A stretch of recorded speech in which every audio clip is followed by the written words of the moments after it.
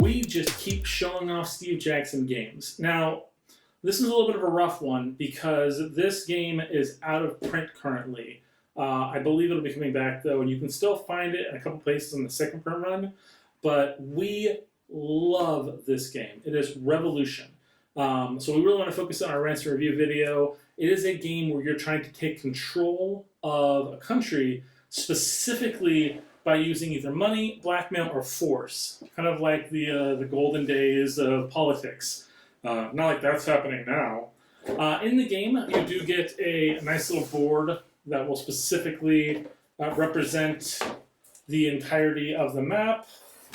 So you have all these little sections here. There's also an expansion you can get that allows the palace to take over the what do you call it, the park on the center, and then you can have an extra little spot to fight for. But that's a separate expansion.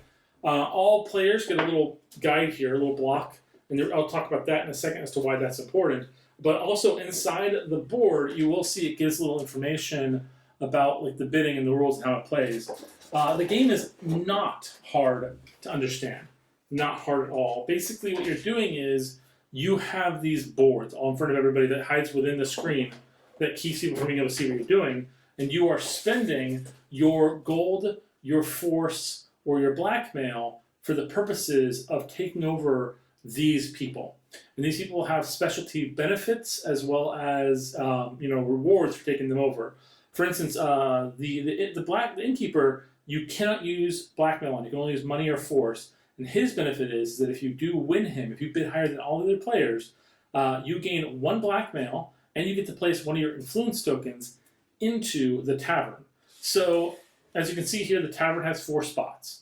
So as the game goes forward, you're trying to basically vie for support to be the most influential person in the town. So you're starting from, of course, your starting point, and you're going down the row, possibly even going around again if need be, but you are trying to gain more and more support and taking over spots. When all spaces on the board are filled and you can't place any more tokens, then the spaces will then get divvied out. For instance, if you've got the tavern, you will gain 20 additional support added to the tracker, and so on and so forth, depending on the areas. If a spot is already fully filled and you win it again on the board, you do not gain the benefit of putting the token in, but you do gain the other benefits. Like I said, you get the 1 blackmail and the 3 support. So even if the tavern is filled, it might be good to go for the innkeeper, like with 1 gold if no one else is going for it, because you're going to gain those 3 support as well as a blackmail to use in the next round. So generally the way the game is played is you'll have your value, your money, and you'll put it all down. Everyone will take their hand saying I'm done, and then once you lift it, everyone's revealed, and then you go one by one from the left all the way through, saying who has the highest bid, and then you will specifically expend those off into the bank, and then gain people back their value they got from their wins, and you will place the pieces on the board.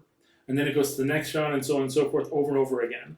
When dealing with saying what the value is, gold is more than a lower amount of gold is less than a higher amount of gold, and a blackmail is always higher than gold, and force is always higher than blackmail. So there are those kind of values. So like if someone put like 5 gold but someone put force, then it's not going to really cross off equally. But if they put force and a gold versus your force, then you win against that because you had also the gold.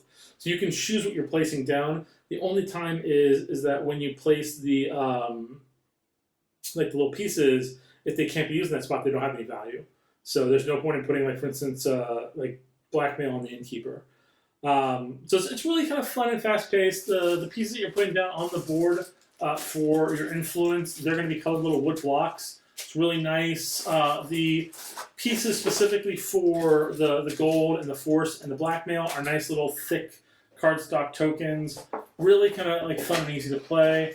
And the actual piece that had the garden is the palace expansion, and that actually increases the player load from 4 to 6. So having that extra space gives you the ability to add more players into the game and play with more people. So if that comes back, I highly recommend picking that as well. But all in all, this game belongs in the game stores. I hope they make another print of it because it is genuinely a really fun blind bidding fast-paced game where you can make your friends, look like an idiot, and also, take over like the kind of like a equivalent to France. So, I mean, I really like this game, and hopefully you guys are interested in it. I know there are a lot of people from Steve Jackson Games that have copies of these games, and they will go to conventions to try them out. So next time you're at a convention like Comic-Con or like LA Comic-Con or even like WonderCon, like any of those conventions over here, I know for a fact there is usually someone there with Revolution to show off. And then if you're in Los Angeles also, there is Strategicon. Usually someone has brought this or there's a copy of it in the library. So give it a try and then try to see if you can find yourself a copy and then email Steve Jackson Games and say, when is this going back in print? I want it. Well, thank you guys so much for watching. We'll see you guys next.